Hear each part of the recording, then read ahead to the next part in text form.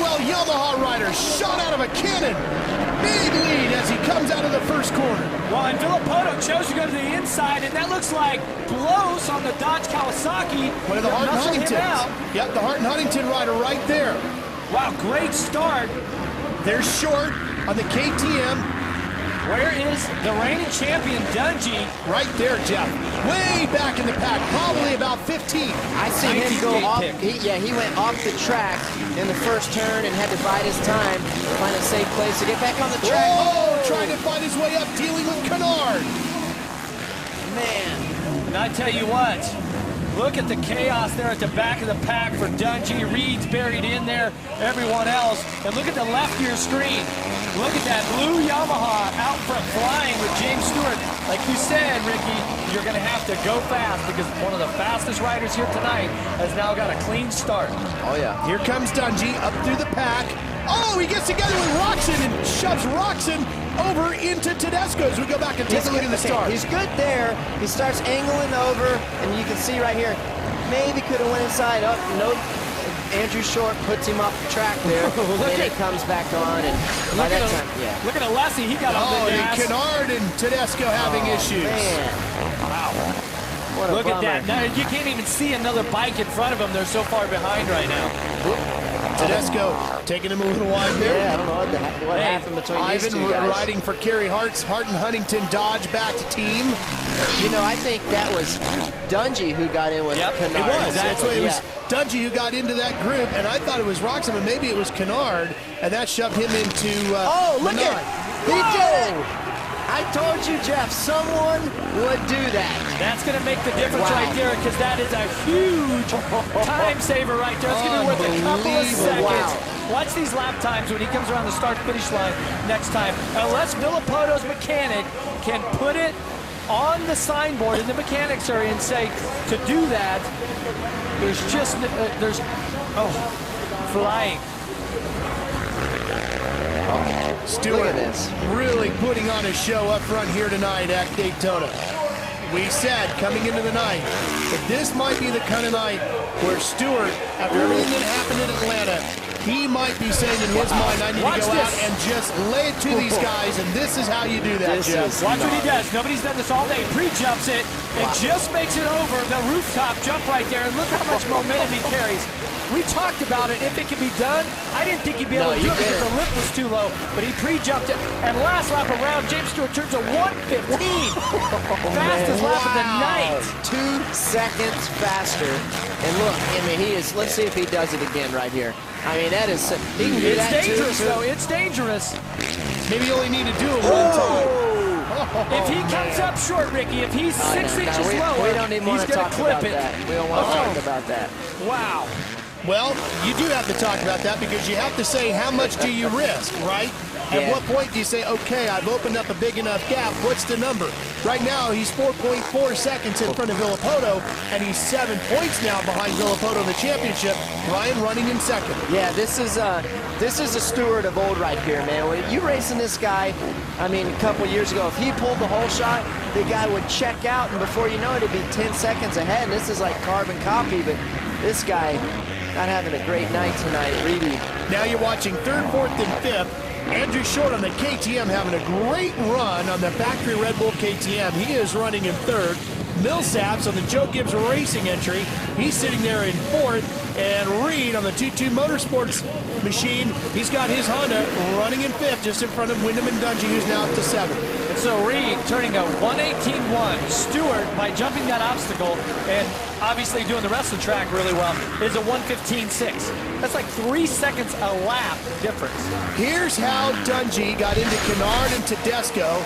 Watch all of this. Okay, now watch. Dungey goes to the inside. Kennard's going to make a mistake and slide out a little bit. Comes right into Dungey. Flips his front wheel and goes down. And who is that that's going to... That was Ivan Tedesco who runs into him. Right. So you know what? He must have gotten together with the Roczen guys as well. Yeah, or one of the other KTMs. So that's a second incident. He has really had a rough night here at Daytona. Stewart! He throws it away at Daytona again! Oh, no, James Stewart! had a huge lead of over 6.5 seconds. And now he is walking, beaten and battered toward his motorcycle. There goes Short. He's got to get on that bike. He has got to get going. Stewart. He looks sore, man, too. He the was Asterisk limping. medical crew is right there looking to attend to him. Oh, the bike. Look at the rear fender. Oh, The rear look at subframe that. is tweaked. Wow. We were saying, he can't get his leg over, and down he goes. Now the Asterisk crew right there to attend to him. And they he need to took a heavy shot. They need to check him out, because if he suffered some sort of concussion or whatnot, right now, he'd not be thinking straight. Unbelievable get off here by James Short while he's leading, going away.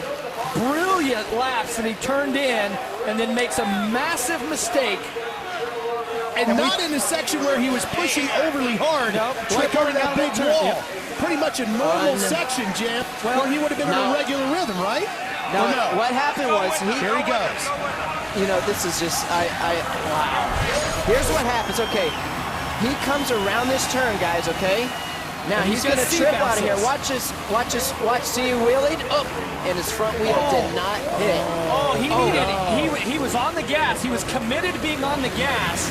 Let's take a look at it. He's committed on the gas, Ricky, but the front wheel comes up, and he almost wheelies through the first jump. Watch right here.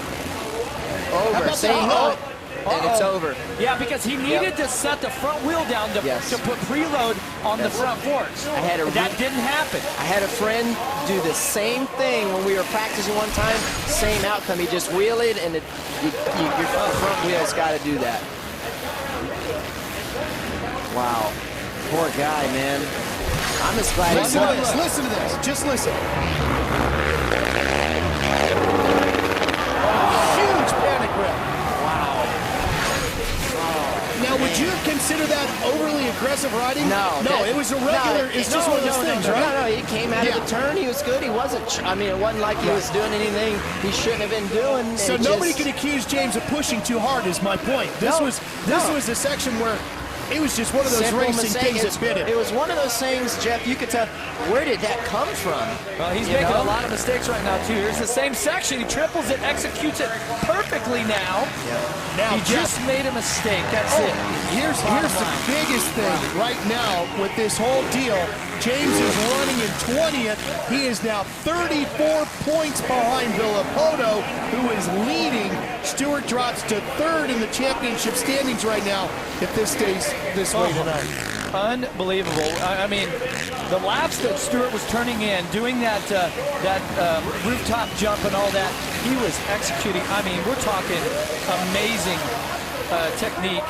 When he was pushing it, it went fine. It was a normal, regular rhythm portion of the track he'd been riding all day that reached up and bit the two-time champion. Now, let's show you the man who's trying to become champion for the first time in his career in the Supercross class. Ryan Villapoto has that Monster Energy Kawasaki, the factory bike out front, on his way. If he can hang on, we're not even halfway yet here at Daytona, and you can see how this racetrack can reach up and bite you. He is looking for win number 5. It would be 2 in a row if he can hang on here tonight, and 2 in a row at Daytona. Yeah, that'd be cool if he could win 2 in a row. This, like we talked, it's so special to win here. And he put in a heck of a ride last year here. I mean, just dominating the race. Well, look at him now. It's all cruise control for him now. As you can see, we're getting ready to complete the 8th lap here. 10 seconds back here to Davey Millsaps, putting it in a phenomenal ride. Then you got Chad Reed, who's finally making his way up into the top 10, and Ryan Dungey out of the LCQ 19th gate pick on his second engine of the night. Just now up to he is a great story towards our Brett Michaels Rock Hard Ride Hard Award this year. What a night this guy has had. If Dungey can come home with the top 5 or get on the podium, he's already up to 4th. I think Brett would stand up and applaud this guy and say, that's exactly what I'm talking about, overcoming adversity. You got that right. That's what that award's all about. And there's been a number of riders this year that you could easily plug into that award. So I don't know. He may have to give a joint, like a blanket award, just the Supercross in general. You guys are crazy. You guys just dig deep. Well, that's one that'll be handed out in Las Vegas at the end of the year. You'll see that one live on Speed as well. Wow, I mean, I'm speechless right now because that was an incredible turn of events. And don't think for the lead, you know? and don't think for a second that this one is over. I mean, that's the thing about this race in particular and this track in particular. We don't know. As you've said all night, Jeff, this track is very much alive. And just like Stewart out front cruising, something could happen and really cause a problem for one of our guys up front tonight here still. And as we're taking a look here at Reed and Dungey, I just peeked out to the track, and we've got, look at Villapoto is really close to lapping Stewart at the moment. It's coming up. Well, and lap traffic could be a huge issue. This guy had the fastest lap the last lap. He just ran a 1:17.8 in 20th place after taking an absolutely violent wreck. What? I mean, what can you say about that? That's just, he's digging deep. He's not giving up. He's doing everything that it takes to try to win the championship. Right there's that hot line. And look Ricky, at that. Ricky, I got to ask you, Brilliant. most of us will only ever dream about even being able to roll around one of these courses, let alone right on the edge. Here's Stewart, who takes this incredibly violent wreck. You know he knocked himself a little, so there's no way you couldn't. And how much of this is just him riding on autopilot, pure instinct of knowing what to do, because he's done this all his life and trained for this moment. Yeah, he has, and just him going over, jumping over that wall like that when he really doesn't have to, it just shows you how much talent he has.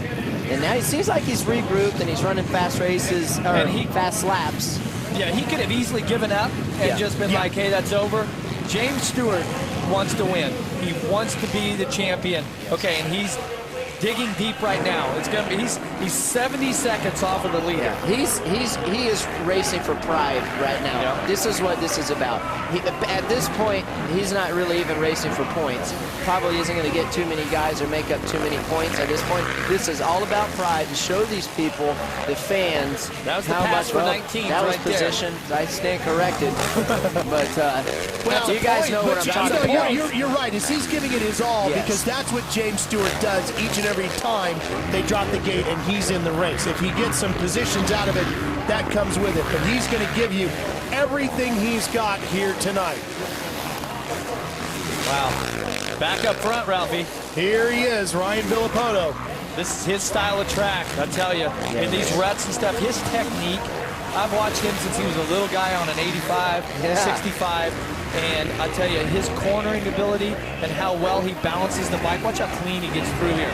The track is gnarly. It's like he's just on a Sunday cruise. And just look at that. He's got his foot out and just carves and slides his boot across the sand and just very meticulously balances the bike. Not too far look inside, at this, Jeff. not too far outside. Reed has just gotten around Millsaps, and here comes Dungey.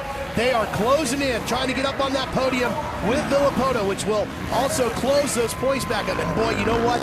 For everything that Ryan Dungey has gone through tonight, if he ends up on that podium, what an incredible ride Dungey will have put in here tonight. Yeah, absolutely. This guy, I mean, having to go the LCQ on this type of track too.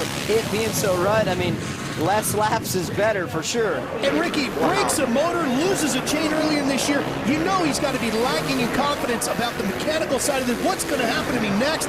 And now one more pass and he's going to be on the podium. Whoa, he almost lost it right there.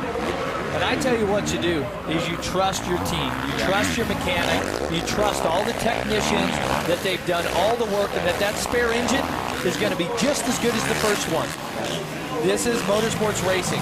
Mechanicals happen. And we got they're pressing the limits. Yeah. Okay, trust your team that they're going to put you on just as good a bike